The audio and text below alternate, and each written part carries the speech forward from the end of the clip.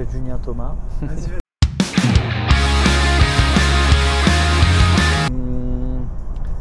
Début de saison plutôt bien, avec quelques nouveaux joueurs. À Paris, ça s'est pas trop mal passé.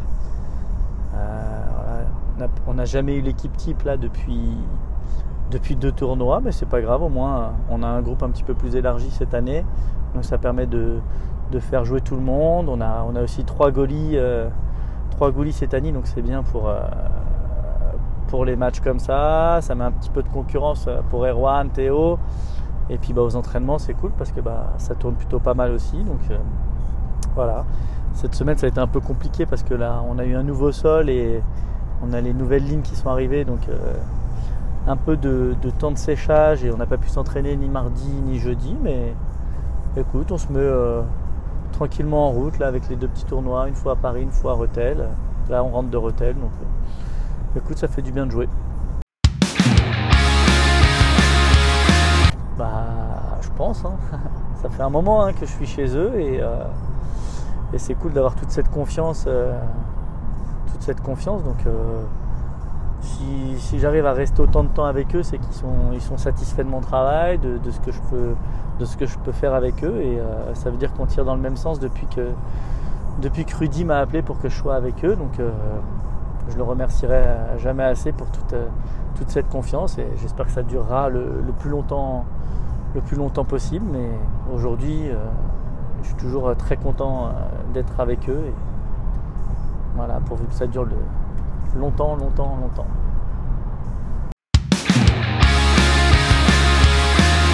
Ça fait un moment, ça remonte à 97-98.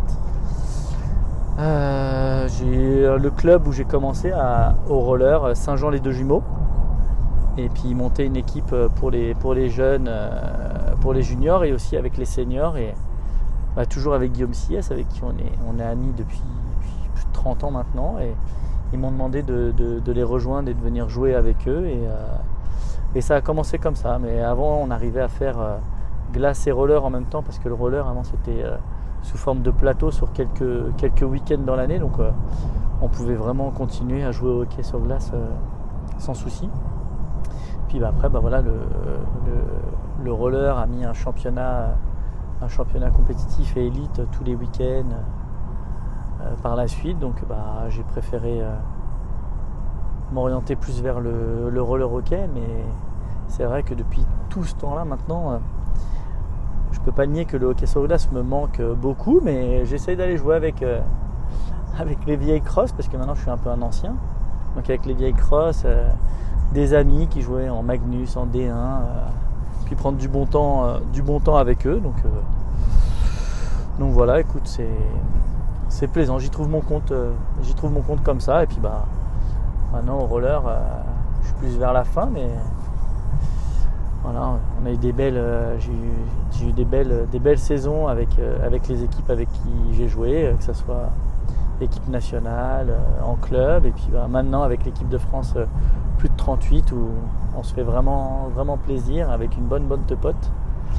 Donc voilà, moi je continue le roller, tant que je serai motivé et que je m'amuserai, je continuerai, et puis voilà, tant qu'il y a du plaisir, je continue.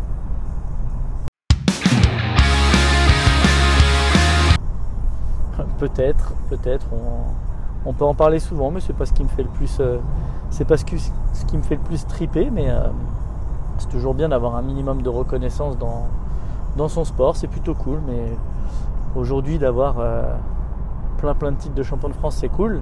Après, d'avoir plein de titres avec des clubs différents, c'est encore plus cool, parce que c'est des nouveaux challenges, des nouveaux objectifs chaque année dans les clubs où tu peux aller, et je trouve que c'est vraiment cool d'être dans ces projets-là et d'avoir des bons objectifs et de pouvoir les atteindre en fin de saison. Donc je trouve ça cool. Après, d'être le plus titré, ouais, c'est bien. Ma mère est contente et mon fils le sera.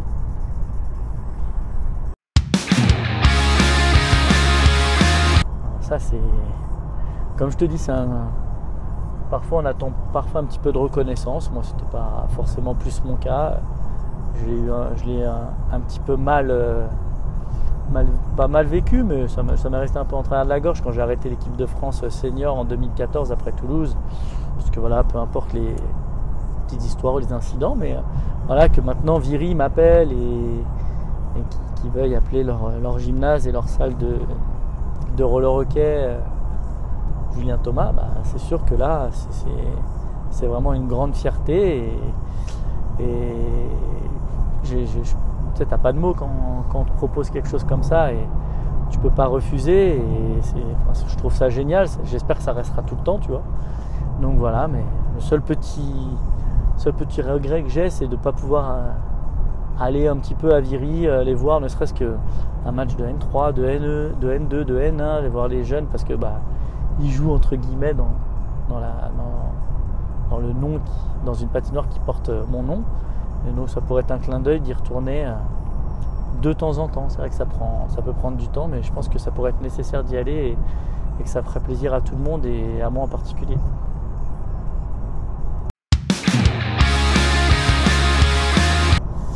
J'en ai j'ai plein de souvenirs. J'ai forcément mon premier mondial, c'était, t'imagines, le siècle d'avant, c'était en 98. Et voilà, mon premier mondial, premier match, enfin voilà, en plus premier match, on gagne, je marque, enfin tu vois, c'est des petits trucs que c'est des bons souvenirs et tu t'en rappelles forcément. Après, voilà, il y a des médailles avec l'équipe de France qu'on a réussi à obtenir, voilà.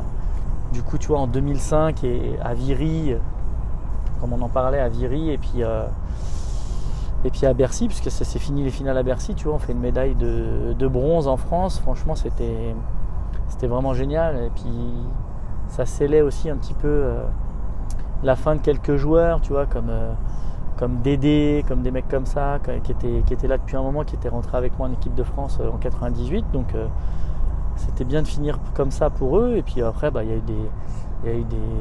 on a fait vice-champion du monde, on a eu les World Games à Taïwan qui étaient vraiment extraordinaires. C'était la première fois qu'on y allait avec l'équipe de France. Donc ça, c'est des super souvenirs, tu vois. Tu les gardes en mémoire parce que certes, il y a l'aspect sportif, mais à Taïwan, c'était juste dingue, tu vois. C'était nos mini-JO et tout, donc c'était vraiment fou. 4 ans après, on est retourné en Colombie. Certes, le résultat n'était pas là, mais c'était top aussi. Donc voilà, il y a chaque moment est différent, mais on en garde toujours des super souvenirs, quoi. Et puis voilà, dans l'équipe de France, tu te fais des copains, mais tu te fais aussi des amis. Et voilà, quoi, ça reste que des bons souvenirs. Moi, je garde que le meilleur, même si c'est pas toujours rose. Tu gardes que le meilleur de ces choses-là. Ça sert à rien de ressasser le passé sur les mauvaises choses, tu vois. Il faut aller un peu de l'avant et de garder que les choses positives. Il n'y a que comme ça qu'on y arrive.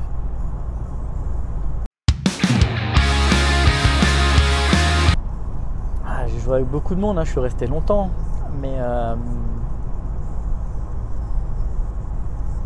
comment je pourrais c'est compliqué. Une personne, la personne que j'ai vue à chaque championnat du monde, c'est Bernard.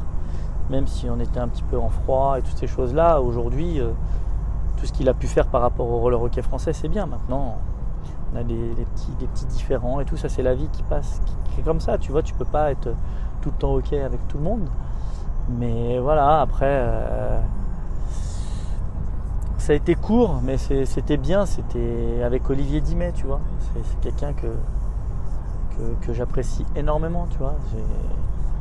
Voilà, on n'a pas besoin de s'appeler 10 fois par an pour savoir qu'on s'est toujours apprécié, qu'on a toujours été potes, amis, coach, joueur. Enfin, voilà, c'est quelqu'un que j'apprécie énormément. Après, voilà, j'ai des amis en équipe de France comme Karl, parce que voilà,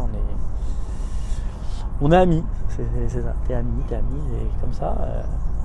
Mais après, c'est vrai que j'ai croisé beaucoup de monde, mais si je te sortais des noms des premières années, toi t'arriverais même pas à savoir qui c'est, mais c'était des mecs en or, tu vois, et c'est grâce à eux que j'ai voulu continuer le roller hockey, l'équipe de France, toutes ces choses-là, parce que je jouais avec des mecs c'était des mecs géniaux à l'époque quand j'ai commencé, et voilà, c'est comme ça, il n'y a pas d'explication, mais c'est sûrement grâce à tous ces groupes chaque année, tous ces trucs-là que j'ai continué. Et en fait, tout le monde m'a donné un petit peu pour que je kiffe les moments en équipe de France.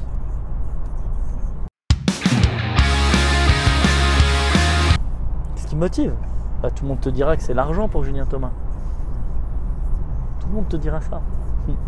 Non, blague à part, c'est ce que je te disais, c'est la motivation et l'envie. Si tu as l'envie et que tu es motivé pour aller à l'entraînement, alors que je déteste ça, je ne peux pas le nier, j'ai toujours détesté l'entraînement.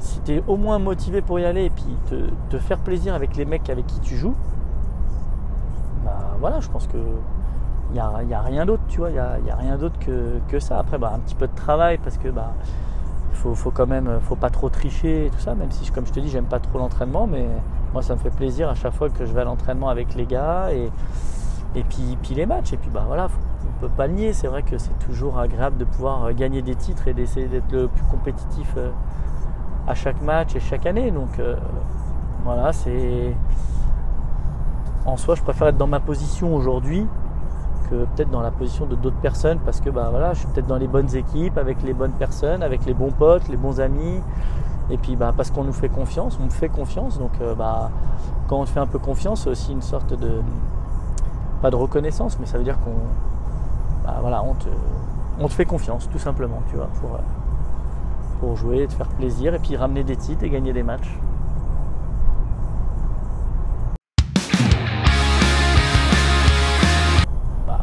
T'aimerais pas la regagner, toi? Déjà, toi, t'aimerais pas y retourner? Bon, bah voilà, alors, imagine, toi, tu veux y retourner. Alors, tu crois que moi, j'ai pas envie de retourner pour gagner? Bah ouais, mec, c'est ça, c'est pour ça que je joue. Pour me faire plaisir et voilà, la Coupe d'Europe, moi, ça fait... l'année dernière, on l'a pas joué avec Villeneuve. L'année d'avant, on l'a pas fait avec Garges. On l'a fait la première année, non, c'est ça? La première année, il me semble, ouais. Donc quand j'ai joué à Garges sur les 2 années, voilà, c'est trippant de jouer contre d'autres équipes, d'aller dans d'autres pays et tout. Donc moi je trouve ça très bien. Et puis bah c'est cool d'être champion d'Europe quand tu arrives à être champion d'Europe. Je trouve ça bien. Et puis bah j'espère que cette année on va réussir à gagner la Coupe d'Europe avec Villeneuve. En tout cas, on fait tout pour avoir une belle équipe et une bonne équipe de potes. L'année dernière, ça nous a souri sur le championnat élite et sur la Coupe de France, puisqu'on ne faisait pas la Coupe d'Europe. Donc voilà, moi je trouve que voilà, c'est cool d'y aller. On n'y va pas juste pour y aller, quoi.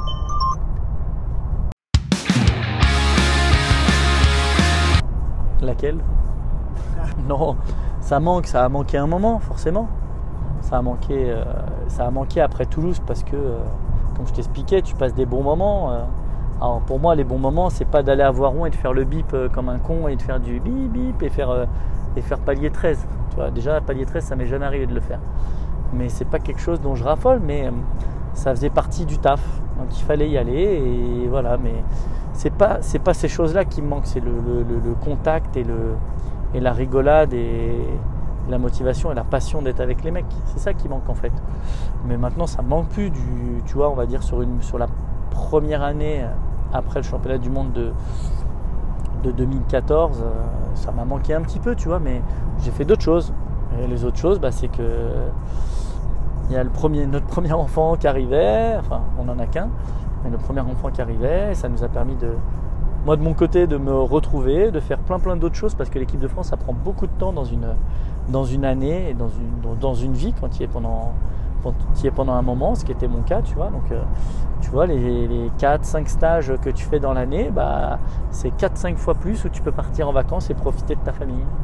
Et c'est vrai que bah, sur cette période-là, bah, c'était plus qu'agréable, tu vois. Mais oui, je peux pas te nier que ça m'a manqué. Ça me manque plus aujourd'hui, parce que moi, aujourd'hui, j'ai retrouvé l'équipe de France, bah, plus de 38 depuis 3 ans maintenant.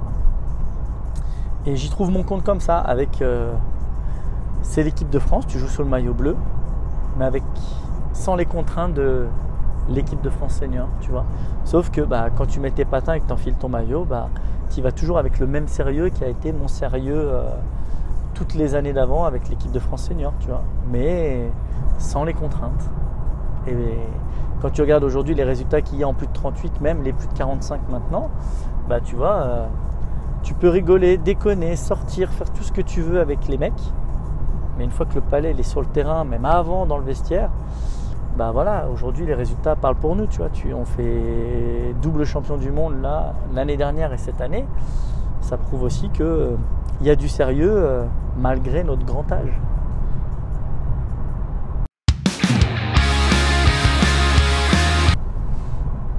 Oui et non. Mais il faudra, le jour où ça arrivera, de ne pas faire la saison de trop. Aujourd'hui, je n'ai pas l'impression de me dire que je fais, en tout cas cette année, la saison de trop. L'année prochaine, on verra bien. Mais je sais qu'à un moment, ça s'arrêtera. Donc, je ne suis pas inquiet sur ça. Certainement que je resterai dans le milieu à jouer parce que quand tu as fait ça un peu toute ta vie, tu continues de jouer, mais j'irai plus en mode compétiteur, vouloir gagner des titres. J'irai jouer avec les légendes, tu vois, entre guillemets, parce qu'on a appelé un groupe comme ça, les légendes, les vieux, tout ce que tu veux, les vétérans, les potes, tout. Mais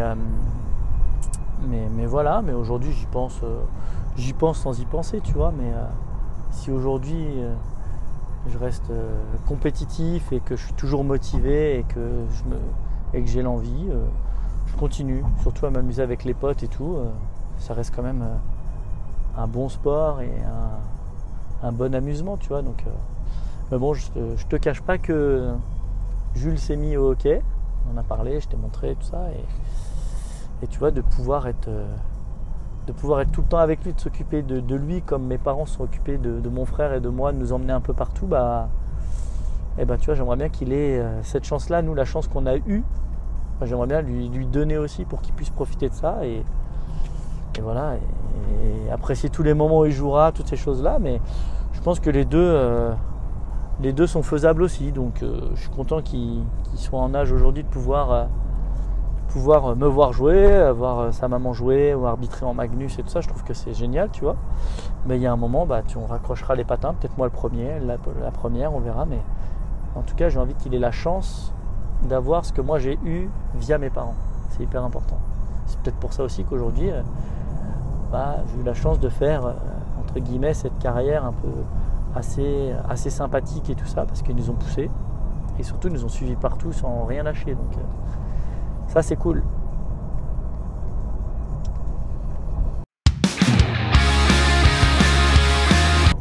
Meilleur joueur au monde? Dans les quelles années, dans quel siècle, dans quoi? Il y a plusieurs, je pourrais t'en sortir plusieurs. Vas-y, donc 3. 3 tu vois, moi, à mon époque, quand j'ai commencé, tout ça, pendant des années, meilleur, c'était CJ Yoder. CJ Yoder, c'est ma génération, c'est un mec top, humble, tout ce que tu veux, le mec, le must, tu vois. Après, dans les années, y a plein de mecs qui sont arrivés, tu vois. Aujourd'hui, tu vois, moi j'ai eu la chance cette année de jouer State Wars en pro. Tu vois, même à 40 ans, t'apprends encore des choses. Les mecs, ça va vite. Les mecs, c'est plus des joueurs de roller, c'est des professionnels du hockey sur glace qui ont toujours fait du roller. Donc quand les mecs, ils arrivent, ils sont en mode un peu prépa, un peu fun au roller hockey, mais les mecs, c'est des machines. Tu joues contre des joueurs professionnels de hockey sur glace qui jouent au roller, mais qui ont toujours fait les deux. Donc les mecs, il y a des mecs, c'est des arbalètes là-bas. Les mecs, c'est des gâchettes, tu vois.